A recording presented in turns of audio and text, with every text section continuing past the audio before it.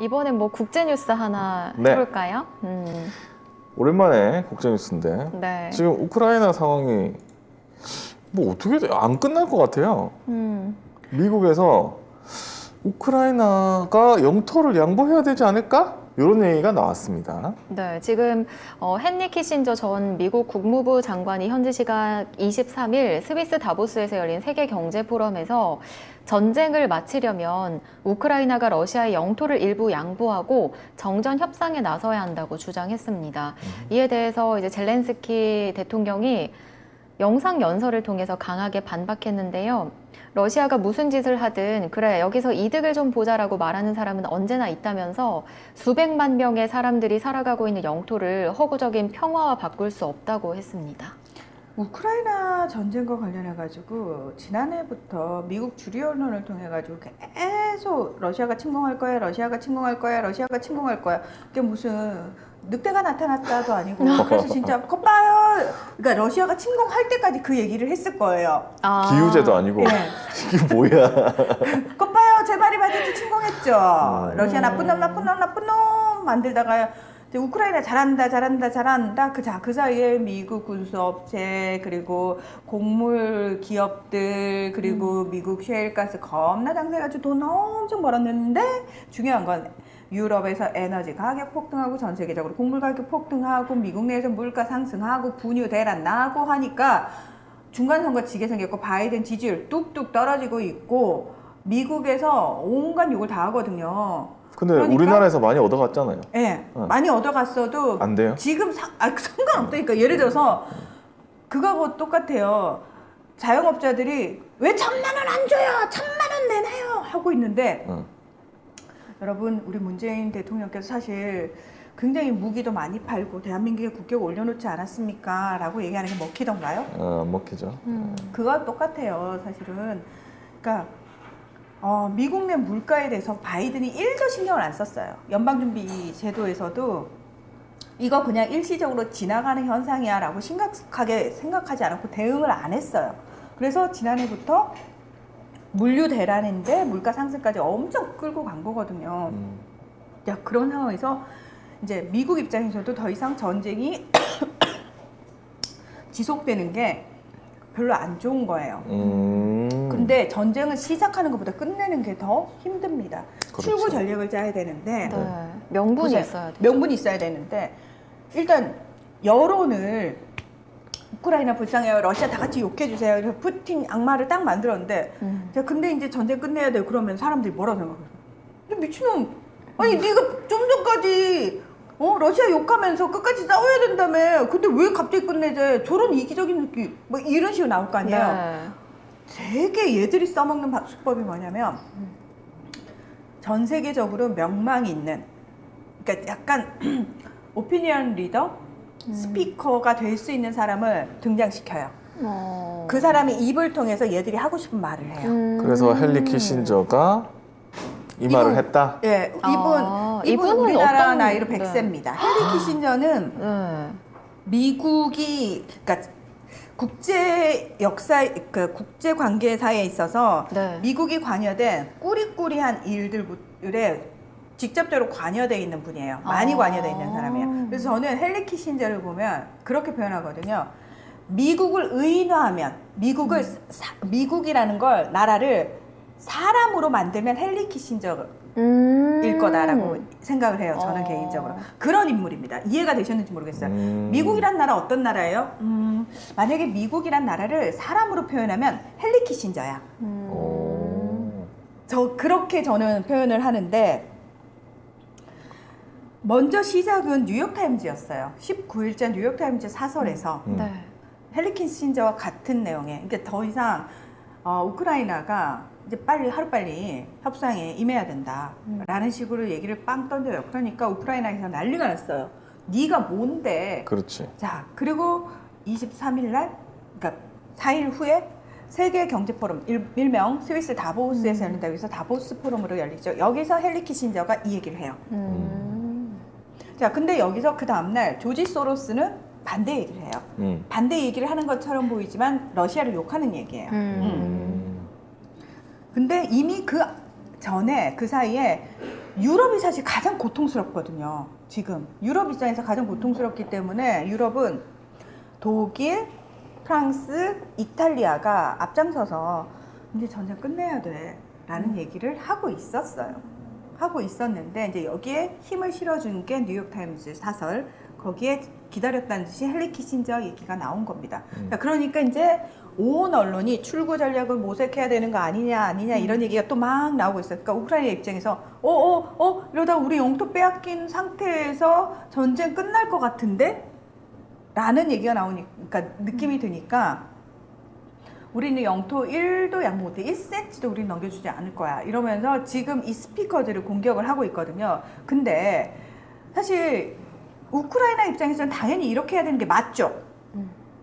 제렌스키 대통령이 알겠습니다. 그럼 저희 이제 전쟁 끝낼게요 하면은 뭐 이런 매국노 끼고 땅 팔아서 지금 끝낼 거야 이렇게 그렇죠. 하겠지. 지금 국민들이 얼마나 개고생을 하고 국민들이 얼마나 죽었는데 지금 그리고 러시아 점령 지역에 우리 우크라이나 국민들은 어떡할 거야? 네가 책임감 없이 그때 얘기를 해도 돼? 막 이런 식으로 나올 거 아니에요.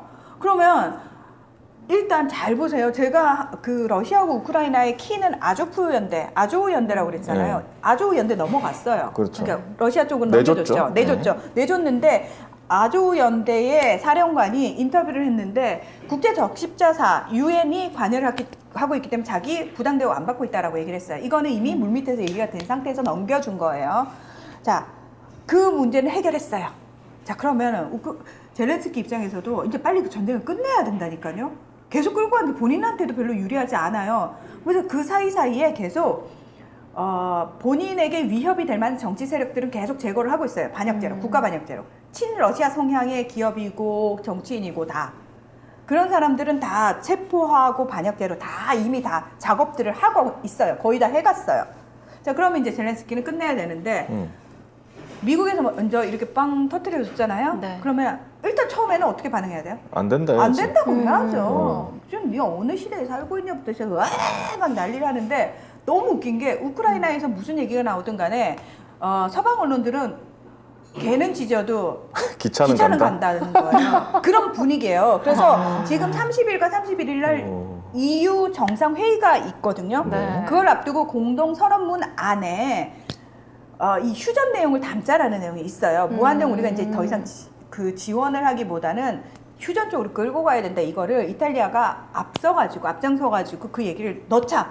그러니까 헝가리는 러시아하고 굉장히 친하죠. 그리고 사이프러스 같은 경우에는 러시아 부호들이 자기네 부동산 사주고 자기네 나라에 투자해주는 걸로 먹고 사는 나라거든요. 작은 나라예요. 자기네들 제대로 된 산업이 없기 때문에 그런 걸로 국가 재정을 운영하는 나라이기 때문에 그러게 지금 전쟁 때문에 끌어져서 너무 힘든 나라들은 찬성이요 이제 휴전해야 돼요 막 이렇게 되고 심지어 지금 이제 난민들도 왔다가 처음에는 막 환대해주고 막 이러는데 맞아요. 그 난민 생활이 결코 쉽지 않거든요. 어렵죠. 네, 어려워요. 자국 떠나가지고 그러고 사는데. 그래서 슬슬 난민에 대한 안 좋은 기사가 나오기 시작합니다. 당연하죠. 네. 난민과 관련된 안 좋은 기사들이 나옵니다. 그러니까 난민들도 야 그냥 집으로 가는 게 낫겠어 이러면서 많이 돌아가고 있어요. 물론 포장은 그래도 조국이 낫다. 조국을 지키러 갑니다. 이렇게 가요. 예. 조국 장관 지켜야죠. 그렇습니다. 예. 네.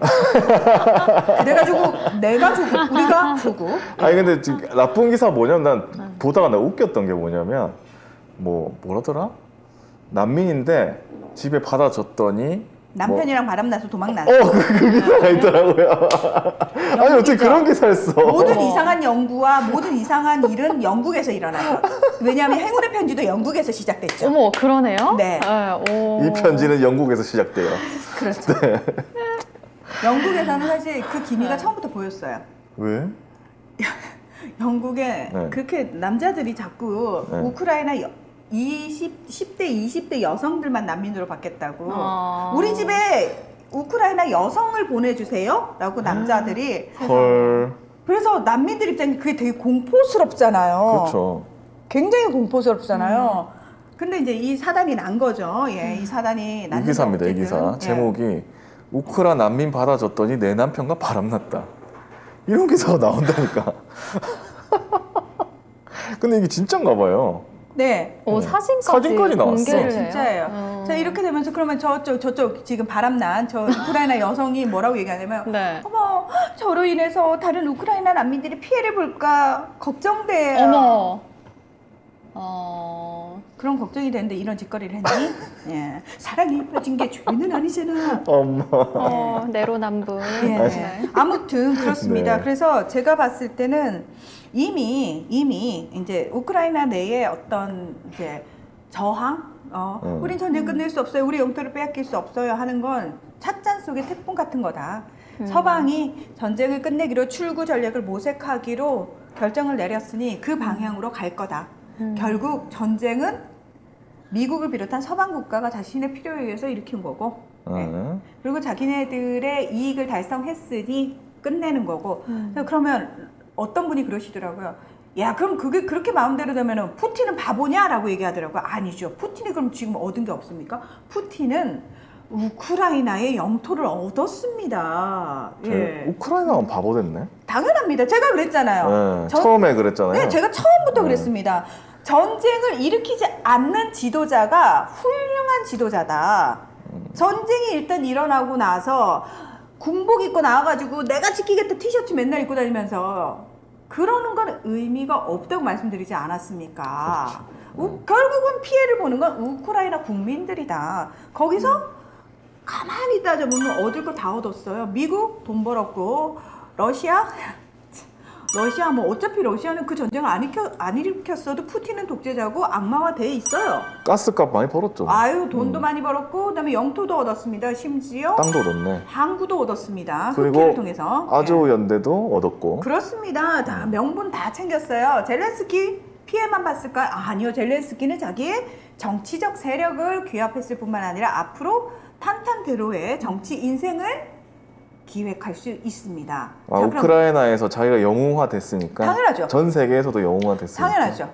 가장 유명한 우크라이나 대통령이 된 거죠. 예. 앞으로도 계속 뽑아주겠죠.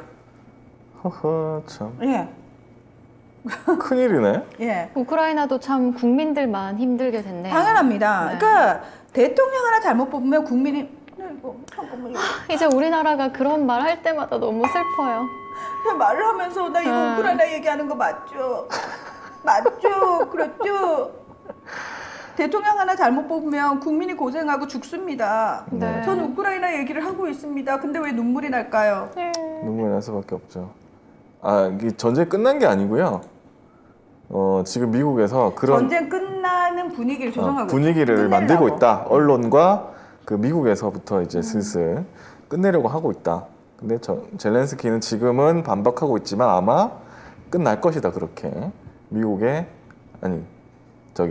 러시아의 영토를 주고 끝날 것이다. 예, 그리고 결국 피해를 보는 거는 우크라이나 국민들만 피해를 보고 끝났다.